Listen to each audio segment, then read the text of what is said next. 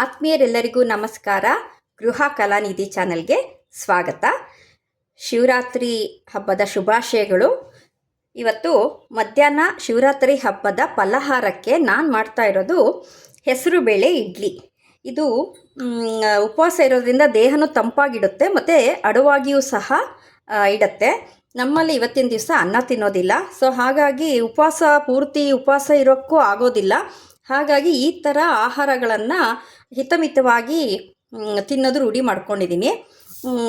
ಹೆಸರು ಬೇಳೆ ಇಡ್ಲಿಗೆ ಈ ಟೀ ಕಪ್ಪಲ್ಲಿ ನಾನು 2 ಕಪ್ಪಷ್ಟು ಹೆಸರು ಬೇಳೆಯನ್ನು ಹಾಕ್ತಾಯಿದ್ದೀನಿ. ಇದಕ್ಕೆ ಒಂದು ಅರ್ಧ ಲೋಟದಷ್ಟು ಉದ್ದಿನಬೇಳೆ. ಇದು ಇನ್ಸ್ಟಂಟ್ ಇಡ್ಲಿ ಅಂತಲೇ ಹೇಳ್ಬೋದು. ಅಂದರೆ ಇದು ಹುದುಗ್ ಬರಬೇಕು, ರುಬ್ಬಿ ಒಂದು 8 ಅವರ್ಸ್ ಬಿಡಬೇಕು, ಆಮೇಲೆ ನೆನೆಸೋದಕ್ಕೇ 5 ಅವರ್ಸು 5 ಗಂಟೆಗಳ ಕಾಲ ನೆನೆ ಹಾಕಬೇಕು ಅನ್ನೋದೇನೂ ಇಲ್ಲ. ಈ ಬೇಳೆಗಳು ನೆನೆಯಲಿಕ್ಕೆ ಹಬ್ಬಬ್ಬ ಅಂದರೆ 1 ಅವರ್ ಒಳಗೆ ನೆನೆಯುತ್ತೆ. ಇದನ್ನು 2 ಸಲ ತೊಳ್ಕೊಂಡು ನೀರು ಹಾಕಿ ನೆನೆಸಿಟ್ಕೊಳ್ಳೋಣ. ಹೆಸರು ಬೇಳೆ ಸ್ವಲ್ಪ ಅಡ್ಡು ವಾಸನೆ ಜಾಸ್ತಿ, ಹಾಗಾಗಿ ಸ್ವಚ್ಛವಾಗಿ ತೊಳ್ಕೊಬೇಕಾಗತ್ತೆ. ಮುಳುಗುವಷ್ಟು ನೀರು. ಸಾಮಾನ್ಯ ಶಿವರಾತ್ರಿ ಹಬ್ಬ ದಿವಸ ಹೆಸರು ಬೇಳೆ ಬಳಸಿ ಸಿಹಿ ಖಾರ ಏನಾದರೂ ಒಂದು ನಾವು ಆಹಾರ ತಿಂದೇ ತಿಂತೀವಿ. ಇದನ್ನು 1 ಗಂಟೆಗಳ ಕಾಲ ನೆನೆ ಹಾಕಲಿಕ್ಕೆ ಬಿಡೋಣ.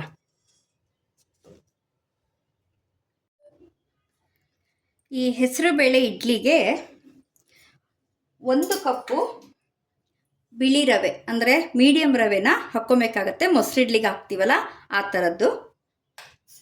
ಅದನ್ನು ತುಪ್ಪದ ಒಗ್ಗರಣೆಯಲ್ಲಿ ಹುರ್ಕೊಬೇಕು. ಇದಕ್ಕೆ ಕಡಲೆಬೇಳೆ ಉದ್ದಿನಬೇಳೆ ಬಳಸಬಾರ್ದು.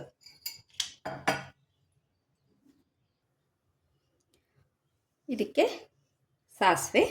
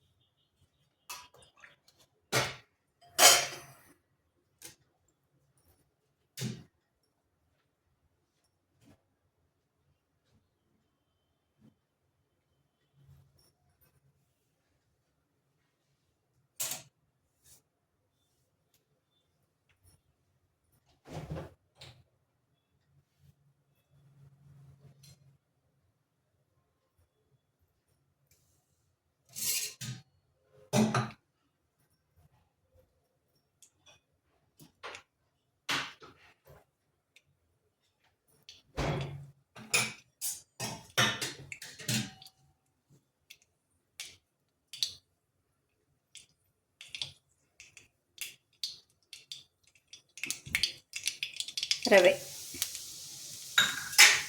ಹಾಕಿ ಸ್ವಲ್ಪ ಹುರ್ಕೊಬೇಕು.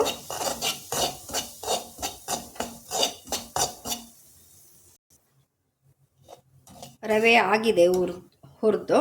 ಇದು ಬಾಣಲೆ ಶಾಖದಲ್ಲೇ ಆಗ್ತಾ ಇರಲಿ, ಮತ್ತು ಇದು ಆರಬೇಕು. ಇವಾಗ ಒಂದು ಮಸಾಲೆ ರುಬ್ಕೊಳ್ಳೋಣ.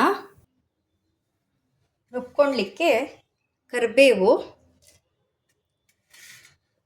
ಹಸಿ ಶುಂಠಿ 1.5 ಇಂಚಷ್ಟು, ಒಂದು ಸ್ವಲ್ಪ ಕೊತ್ತಂಬರಿ ಸೊಪ್ಪು, ಒಂದು 2 ಹಸಿಮೆಣಸಿನ್ಕಾಯಿ. ಇವೆಲ್ಲವನ್ನು ಸಣ್ಣದಾಗಿ ಹೆಚ್ಕೊಬೋದು. ಆದರೆ ಮಿಕ್ಸಿನಲ್ಲಿ ನೀರು ಹಾಕದೇ ಕ್ರಷ್ ಮಾಡಿ ಹಾಕಿದರೆ ಚೆನ್ನಾಗಿ ಹೊಂದ್ಕೊಳ್ಳುತ್ತೆ. ಶುಂಠಿ, ಹಸಿಮೆಣಸಿನ್ಕಾಯಿ, ಕರಿಬೇವು, ಕೊತ್ತಂಬರಿ ಸೊಪ್ಪು ಆ ತರಿ ರುಬ್ಬಿದಾಗ ಆ ಘಮನೆ ಅನಿಸುತ್ತೆ. ಇದನ್ನು ಈ ಥರ ರುಬ್ಬಿ ತರಿ ಪೇಸ್ಟ್ ಮಾಡಿ ಇಟ್ಕೊಂಡು ನಮ್ಗೆ ಬೇಕಾದಾಗ ರೊಟ್ಟಿ, ಒಂದಿಷ್ಟು ಅಡುಗೆಗಳಿಗೆ ಬಳಸ್ಕೊಬೋದು. ಇದ್ರ ಘಮ ನೋಡಿದಾಗಲೇ ತಿನ್ನಬೇಕು ಅಂತ ಬಾಯಲ್ಲಿ ನೀರು ಬರುತ್ತೆ. ನೆಕ್ಸ್ಟ್ ಸ್ಟೆಪ್ಪು, ನಾವು ನೆನೆಸಿರುವಂತಹ 2 ಬೇಳೆಗಳನ್ನು ರುಬ್ಕೊಳ್ಳೋಣ.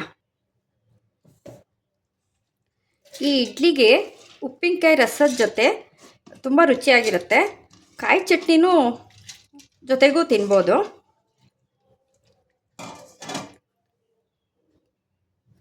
ಇದಕ್ಕೆ ಎಷ್ಟು ಬೇಕಾಗುತ್ತೋ ಅಷ್ಟು ಮೊಸರು ಹಾಕಿ ಮೊಸರಲ್ಲಿ ನುಣ್ಣಗೆ ರುಬ್ಕೊಬೇಕು, ಇಡ್ಲಿ ಹಿಟ್ಟಿನ ಹದಕ್ಕೆ. ಹೀಗೆ ನುಣ್ಣಗೆ ರುಬ್ಕೊಂಡಿದ್ದೀವಿ. ನಾವು ರವೆ ಹುರಿದು ಆರಕ್ಕೆ ಇಟ್ಕೊಂಡಿದ್ದೀವಲ್ಲ ಅದಕ್ಕೆ ಬೆರೆಸೋಣ ಇದನ್ನು.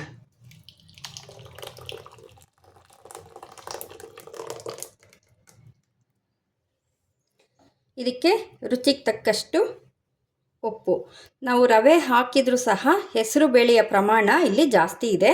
ಇನ್ನೊಂದು ವಿಶೇಷತೆ ಏನಂದರೆ ಮೊಸರು ಹಾಕಿ ಬೇಳೆಗಳನ್ನು ರುಬ್ಕೊಂಡಿದ್ದೀವಿ. ಈಗ ಆ ಮಸಾಲೆಯನ್ನು ನಾವು ಕ್ರಷ್ ಮಾಡ್ಕೊಂಡಿದ್ವಲ್ಲ, ಆ ಮಸಾಲೆನ ಹಾಕಿ ಕಲಿಸ್ಕೊಳ್ಳೋಣ. ಇದನ್ನು ಕೈಯಲ್ಲೇ ಕಲಿಸ್ಬೇಕು, ಆವಾಗಲೇ ಚೆನ್ನಾಗಿ ಬರುತ್ತೆ. ಇನ್ನೊಂದೇನೆಂದರೆ ಈನೋ ಪುಡಿ ಇರುತ್ತಲ್ಲ, ಅದನ್ನು ಸಹ ನೀರಲ್ಲಿ ಕಲಸಿ ಬೇಯಿಸೋ ಟೈಮಲ್ಲಿ ಹಾಕ್ಬೋದು, ಫ್ಲಫಿಯಾಗಿ ಬರುತ್ತೆ.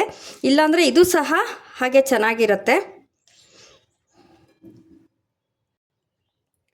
ನೋಡಿ, ಹಿಟ್ಟಿನ ಹದ ಹೀಗಿರಬೇಕು, ಸರಿಯಾದ ಕನ್ಸಿಸ್ಟೆನ್ಸಿ. ಇದನ್ನು ಒಂದು 10 ನಿಮಿಷ ಅಥವಾ 8 ನಿಮಿಷ ಹಬೆನಲ್ಲಿ ಬೇಯಿಸ್ಕೊಳ್ಳೋಣ.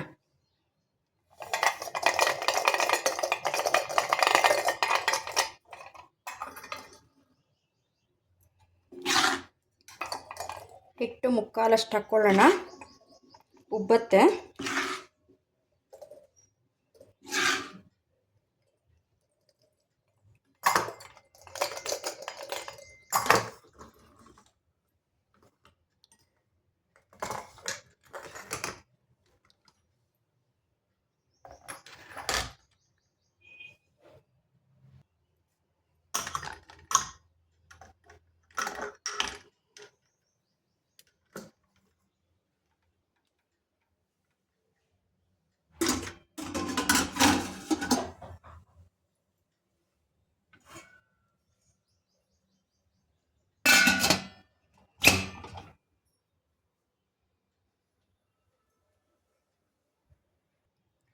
ಹತ್ತು ನಿಮಿಷ ಬೇಯಿಸಾಗಿದೆ. ನೋಡಿದ್ರಲ್ಲ ಆತ್ಮೀಯರೇ, ಹೆಸರುಬೇಳೆ ಇಡ್ಲಿ. ಇದು ಸ್ವಲ್ಪ ಬಿಸಿ ಆರಿದ್ರ ಮೇಲೆ ತಿಂದರೆ ಚೆನ್ನಾಗಿರುತ್ತೆ.